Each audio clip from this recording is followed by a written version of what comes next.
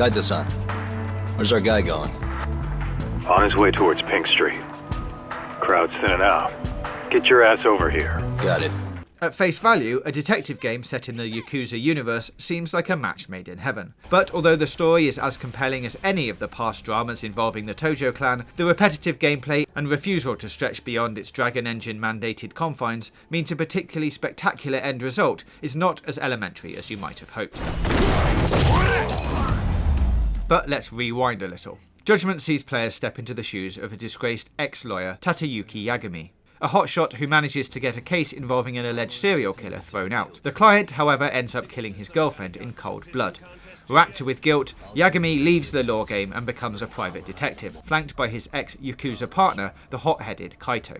This is where the player takes over, on the hunt for an eye-gouging serial killer bumping off members of the Yakuza 3 years later. Yagami finds himself wrapped in a case that has the hard-boiled story beats of a Raymond Chandler novel or a particularly compelling series of Line of Duty.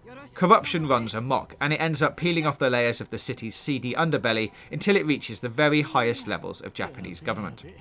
Just when you think you've figured out who done it, the game pulls the rug from under you, and you'll be eager to keep playing thanks to a fantastic ensemble cast and a TV show-esque structure that even includes previously on recaps at the start of each new chapter.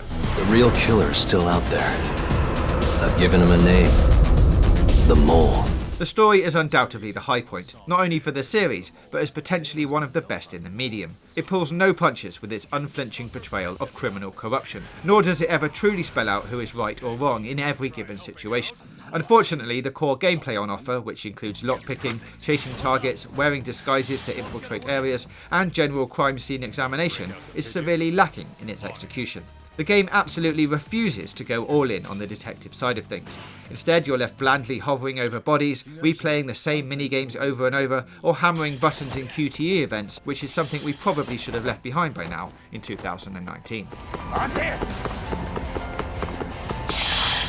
Interrogations and actually getting sweaty, palm-itching witnesses to fold under pressure could have been interesting, although doesn't really go anywhere thanks to its lack of depth. The illusion of choice is fleeting, and instead the only peril or penalty found in the game is not getting a tiny amount of extra XP for asking things in a more logical order.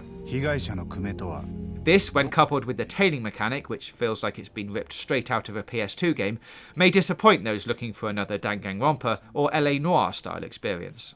It's particularly galling too that there's rarely any courtroom action. Just doing all the case legwork without bringing it home in a grandstanding finale at the end of a chapter feels massively unfulfilling and removes all the agency from Yagami. You'll soon find that the game itself doesn't have faith in its core gameplay mechanics, when the tried and tested combat of previous Yakuzas comes increasingly to the fore instead. The second half features Yagami relying heavily on rearranging facial features of Yakuza members and various criminals instead of predominantly sorting through clues across several enticing whodunits, which says it all really. The two combat styles, Tiger and Crane, differ enough for you to get use out of both, but you'll probably be resorting to the same well-worn combos over and over. It sure is fun though, and you'll be as entertained as ever grabbing a bicycle and giving the person on the receiving end of a handlebar a one-way trip to the dentist. There is one new combat feature to be aware of: mortal wounds. Being shot or hit with a charged boss attack means your health bar is permanently reduced until you find a doctor. This makes longer combat sections, of which there are surprisingly many for a supposed detective game at heart, a real slog, and could even find you reloading old saves more often than you'd like.